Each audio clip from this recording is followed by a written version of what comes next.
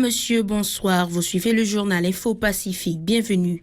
Les titres à la une de l'actualité vers la facilitation du dialogue interhaïtien. L'Organisation des États américains dépêche sous peu une mission au pays. Une décision prise en marge de la réunion du Conseil permanent de l'Organisation hémisphérique le 12 mai. Le représentant d'Haïti à l'Organisation hémisphérique, Bokchit Edmond, a indiqué que la mission est déjà attendue au pays. Le gouvernement et le comité consultatif ont lancé le 12 mai à Port-au-Prince les discussions autour du projet de référendum pour l'ex-président Boniface Alexandre, président du dit comité. La Constitution de 1987 n'est plus d'aucune utilité. La Journée internationale des infirmières, c'est ce 12 mai. Elle a été commémorée autour du thème « La profession infirmière, une voie faite pour diriger, une vision pour les soins de demain ».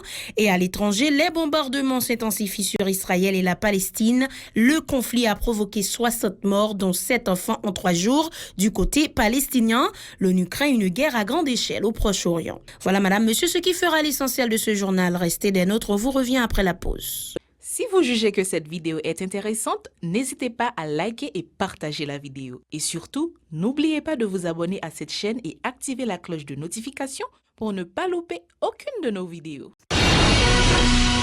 Le développement des titres, c'est maintenant. L'Organisation des États américains, OEA, a décidé d'envoyer sous peu ses émissaires en Haïti en vue de faciliter le dialogue interhaïtien nécessaire à une sortie de crise. La résolution a été adoptée lors de la réunion mercredi par visioconférence du Conseil permanent de l'Organisation hémisphérique sur la situation en Haïti et au Nicaragua. Le représentant d'Haïti à l'Organisation hémisphérique, Bokchit Edmond, a indiqué que la mission est déjà attendue au pays. La composition de la mission devra être annoncée par l'OEA, fait savoir M. Edmond. Ces propos recueillis par Wesley Bernard Jean-Baptiste. Je souhaite ce matin clarifier que la République d'Haïti a tout simplement accepté l'offre de l'Organisation des États américains dont elle est membre fondateur. Mon pays croit aussi dans cet esprit de solidarité comme il a toujours été le cas à chaque fois le besoin se fait sentir dans notre région. C'est dans cet esprit de solidarité que je réitère la volonté de mon gouvernement d'accueillir cette mission de l'Organisation des États américains en Haïti, comme l'ont toujours souhaité les États membres. Par ailleurs, l'ambassadeur Bokchit Edmond a fait savoir que le président Jovenel Moïse a déjà rencontré plusieurs acteurs de l'opposition dans le cadre du dialogue pour un dégel de la crise. Toutefois, tous les acteurs ne sont pas encore acquis à cette cause, a déclaré le diplomate, espérant que les émissaires de l'OEA parviendront à faire changer d'avis les récalcitrants.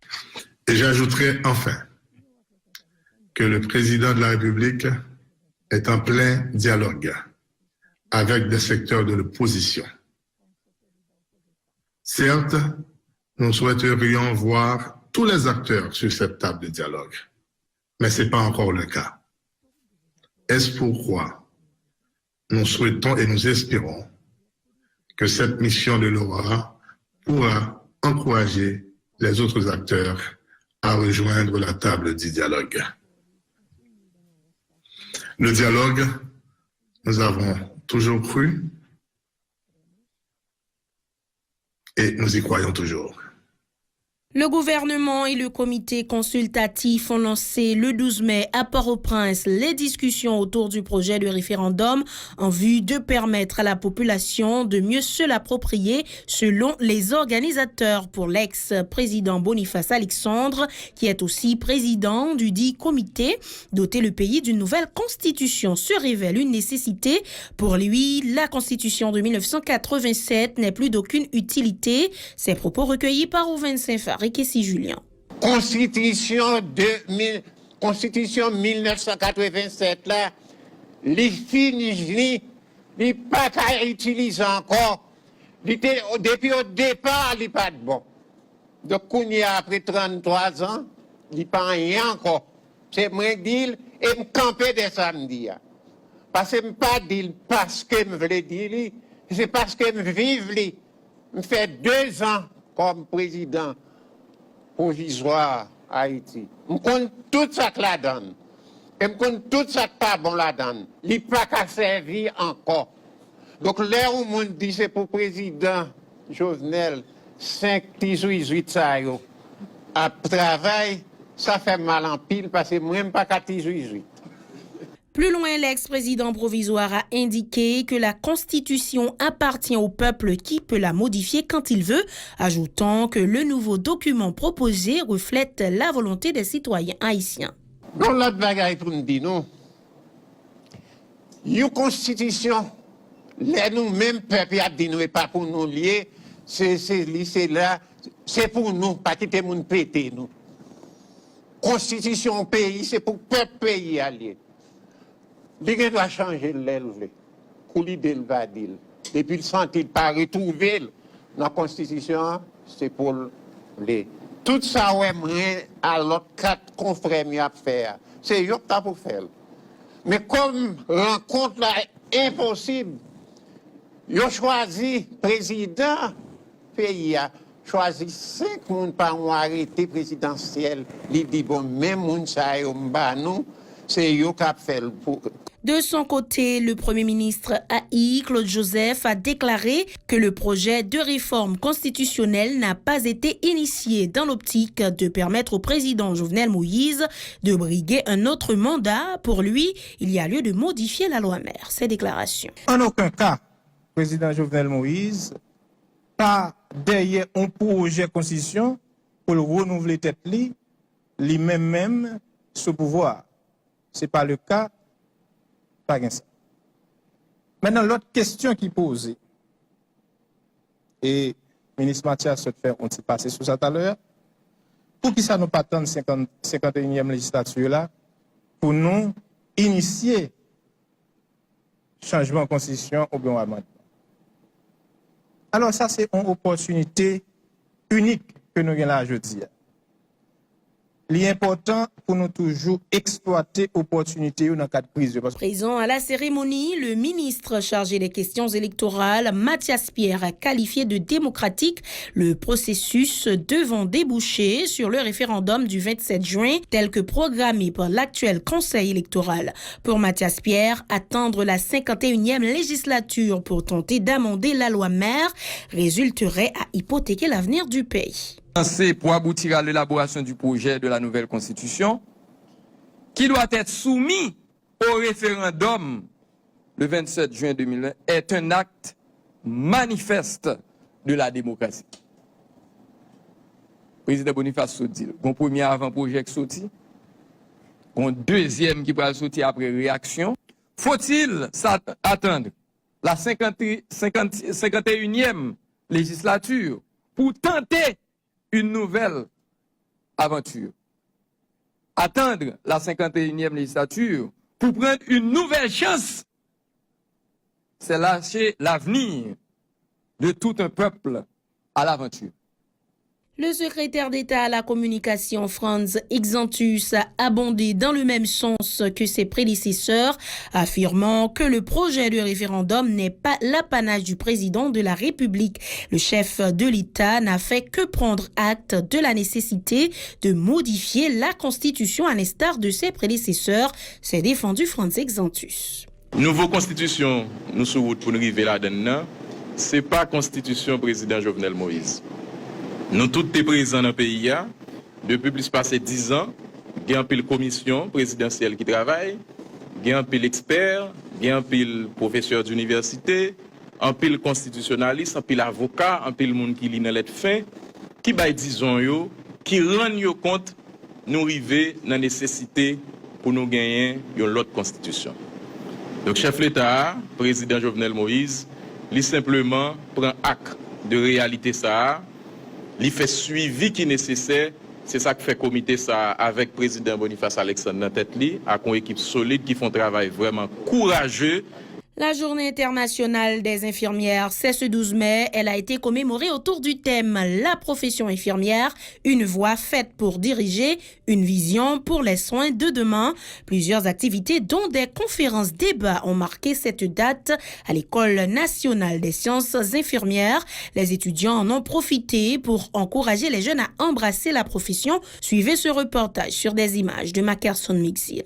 12 mai 2021, Journée internationale des infirmières. Messe d'action de grâce dans la matinée, activités culturelles en fin de journée. À l'École nationale des sciences infirmières de Port-au-Prince, étudiantes et membres du personnel administratif se sont réunis pour marquer la Journée internationale des infirmières, événement annuel et mondial célébré tous les 12 mai. Exposition d'œuvres d'art plantées dans un décor bleu et blanc, les étudiantes en sciences infirmières de l'UNIP ont célébré cette journée autour du thème « La profession infirmière, une voie faite pour diriger ». L'occasion pour la directrice de l'école, Marie-Nicole Sully-Guerrier, de rappeler l'importance de cette journée qui donne la motivation nécessaire pour continuer à administrer des soins aux malades. Chaque fois que ma fêté, ça m'a plus envie pour continuer de travailler. Cependant, elle dit croire que le système de santé haïtien a régressé. On sentit que des perditions d'engouement, d'élan vers cette profession. Aujourd'hui, pour Madame Guerrier, ce manque de motivation chez les jeunes pour apprendre ce métier est dû à l'absence d'encadrement des infirmiers et des infirmières. On a besoin de petit de l'eau, ou bien nous pas de l'eau. C'est parents qui viennent à un galon de l'eau pour passer. Des fois, on a besoin de médicaments ou bien on a besoin de présence. Nous pas choisir toute présence parce que yo pas connaissez c'est un pays, yo pas nommé. N'étant pas en reste, des étudiants et étudiantes de cette école couramment appelée UNIP disent être conscients des problèmes que rencontre la profession dans le milieu hospitalier. Et donc, c'est pour ça que nous voulons batailler.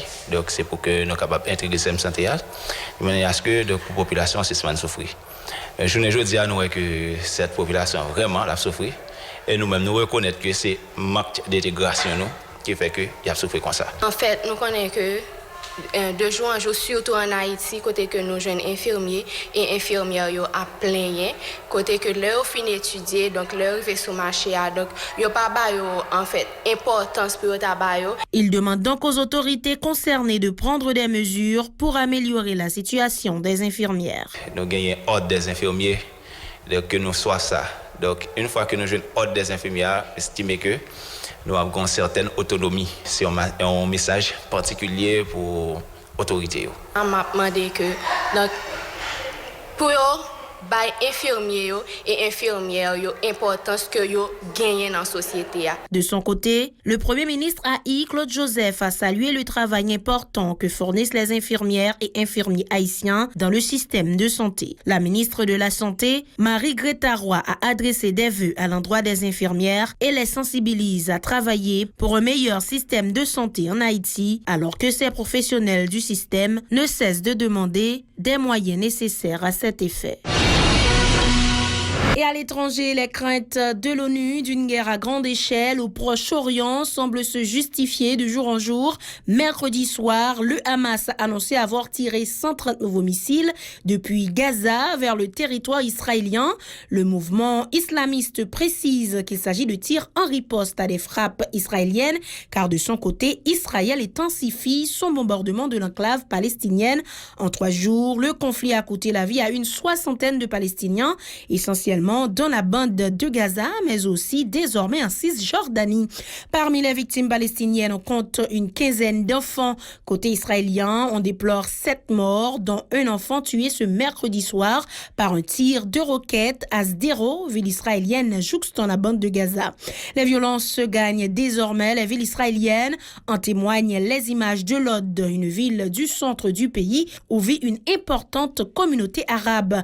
La police est déployée pour tenter de contenir les émeutiers. Cette flambée de violence entre Israéliens et Palestiniens a débuté le week-end dernier avec des accrochages autour de l'esplanade des mosquées à Jérusalem. C'est la 4e fois en 12 ans que les relations israélo-palestiniennes dégénèrent en conflit armé. Voilà, madame, monsieur, c'est la fin de ce journal. Merci de l'avoir suivi. Restez des nôtres pour la suite de la programmation.